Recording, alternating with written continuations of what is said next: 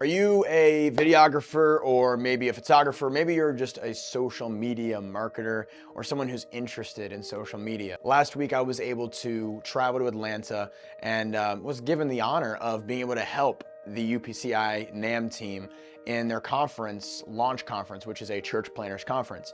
And I was asked to go and run all of the social accounts and create content for the week of the conference. The unique thing was I was running these accounts solo.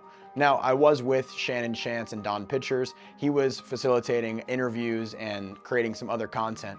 But on the social media side, I was running the socials by myself. The reason why I would like to talk about this is because I feel like there's a lot of hesitancy when it comes to running a social account by yourself for an event. And I want to wipe all of that away, and I want to give you the 3 things that I focused on that helped me run this account for the week and created a smooth process for that week.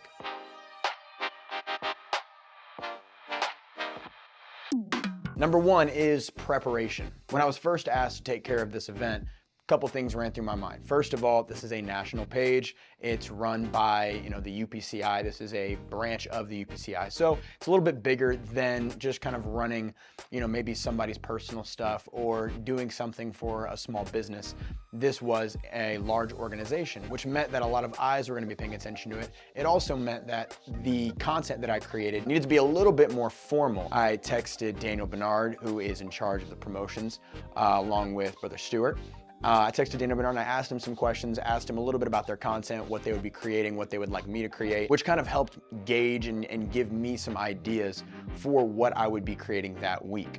In addition to that, I recognized that this would be a fast-paced environment, full of sessions, full of lectures, and then we have dynamic services in the evening, which means that I am nonstop working. So I needed to figure out how could I do this entire week seamlessly without stressing myself out the week of. So what I went ahead and did was contacted a friend of mine, worked on some graphics, prepared all of the graphics prior to the event. That way, whenever I got on site, I wouldn't be scrambling in the back trying to create graphics for that week.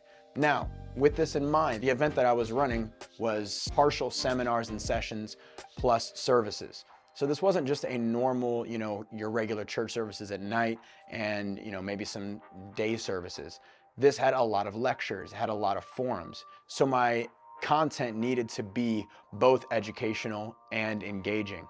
This is all playing in my mind prior to the event. So with Aaron Kimmelman's help, we were able to create some looks and some graphics that I think played out really nicely that week. In addition to that, I wanted to know what kind of video content and photo content I would be able to create that week that would be engaging, but also would be informative. With that in mind, I created some ideas going into that week that I thought would be really helpful while, I'm going back and forth between the different sessions and then diving into the services in the evening. I also cannot stress number 1 enough, because preparation with anything that you're doing is so important.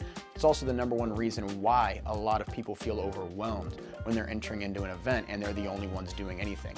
If you prepare adequately and you understand everything that you need to be doing, there should be no overwhelming feelings. Of course, there's going to be the normal stress of fast-paced environment, but being overwhelmed by the content shouldn't be a problem if you have prepared adequately on the back end. That brings us to number 2, which is content. What kind of content was I going to create? I came up with a plan.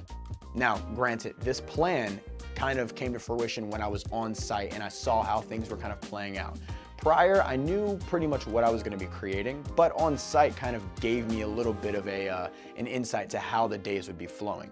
I get on site, I talk with the promotions guy, I talk with some of the team, and I get an idea of what maybe they might be looking for.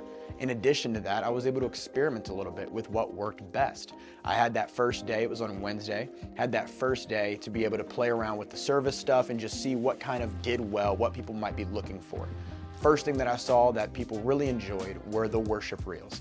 Posted a worship reel and it got a lot of traction. So I realized through that week, every night service, I'm going to post a worship reel because people want to see that.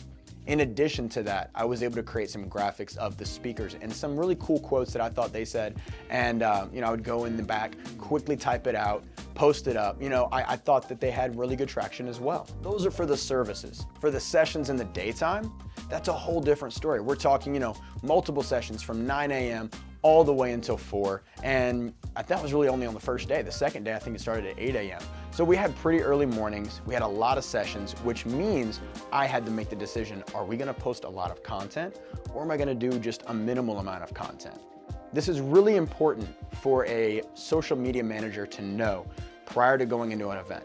Are you going to post a minimal amount or a maximum amount?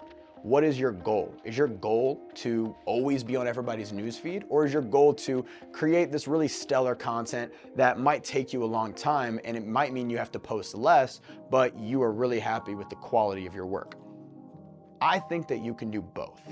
I think you can post really great content, but then also post a lot for the event. Keep in mind, this event only happens maybe once a year. Whatever the event is that you're doing might happen more, but most likely the event is only happening once a year. This is the only time anybody's gonna see this event. So why not blow up their news feeds with incredible content? That's where the preparation comes in. If you're prepared prior to the event, walking into the event, creating a lot of content isn't going to be an issue. I also did something that I think is pretty unique. I think it could be helpful for anybody that's running a social account for an event. Come up with a pattern for the feed. What I did was I posted a photo, I posted a reel, and then I also posted a graphic. Photo, reel, graphic, photo, reel, graphic. And it created this really cool aesthetic on the feed, but it also kept me locked into a theme, which means that once I took photos and posted them, I knew the next thing I need to do is create a reel and post that. And so I would do live posting, taking some photos, posting the photos with a caption, taking a video, capturing a quote from somebody, capturing a really powerful moment for somebody. And it'd be a couple different videos and I'd go back, I'd quickly choose one, and then I would go back out and get more content. But having that constant posting coming up on the feed, that way every time you open up your app, there's UPCI NAM, there's launch, just constantly launch, launch, launch. Maybe you're getting tired of seeing it, but trust me, you're gonna remember it. And there's gonna be that one post that comes across your feed that's gonna stop you, hopefully all of them, but it might just be one that you stop, you look at, you like, you share, and that's a win for me. That's a win for NAM. That's a win for the conference. All of that brings us to number 3, delivery. How often was I going to post? How was I gonna post? When was I gonna post? Those are all super important things. Everybody's always wondering about that. Everybody's always asking, when's the best time to post? How do I know when everybody's gonna be paying attention? Blah, blah, blah. Hey, Instagram has these insights things. They show you kind of like when everybody's paying attention to your stuff. The reality is the algorithm, treats everybody a little bit differently, and it also treats you differently consistently across the board. What you need to know is post often, post consistently, and do something that's sustainable. What I did was I just posted a ton. I made sure all the content was quality. I made sure that everything made sense. I made sure that everything flowed, but I posted pretty much every single session. I posted, reels of the stuff that I thought was really good, posted graphics of the stuff that I thought was really dynamic and powerful, and I posted photos that I thought were pretty interactive that everybody could look at and feel like they were there. I probably did 12 posts for all the morning stuff. I think one day I did 14 posts for all the morning stuff. That's 14 posts from 8 a.m. all the way to 4 p.m. And then in the evening, I think I did about 6 posts for the evening service. People might be like, that's way too much. No, you gotta save it, you gotta spare it, you gotta save some of that content and then dish it out later. Why? The event's happening right now. I want everybody to see the event while it's happening. Be like, oh, I wish I was there. Oh my goodness, I'm missing out. Oh, I wish I'd bought a ticket now because I keep seeing this and I wished I was there. Later, we can have content for later. Trust me, I was taking plenty of photos, taking plenty of videos. There will be content for later. It's the right now that I was worried about. So I wanted to get as much out there as possible. And that's one thing that I think people kind of miss because, they feel like, okay, I posted a couple of photos from the service or I posted a couple reels from the seminars or whatever. So we're fine, we're good. Why? Blow up the feed. Let everybody know that you're there. I want every single time somebody opens up their Instagram app, I want them to see the page that I'm running. Those are the 3 things that I kept in mind: preparation, content, delivery. If you are getting ready to hire somebody to come in and do your event, ask them a couple of those questions. Make sure that they're prepared. Make sure they know the type of content they're going to deliver, and then make sure they know how they're going to deliver it. If they don't know, have them watch this video. Or sit down with them and say, this is what we're expecting. This is what we want. Give them clear guidelines. If you're a creative and you're getting ready to go do a conference, don't be overwhelmed. You don't need a team of 15 people. I will say it makes your job much easier when you have a team, but you don't need one to deliver quality content and keep everybody's attention.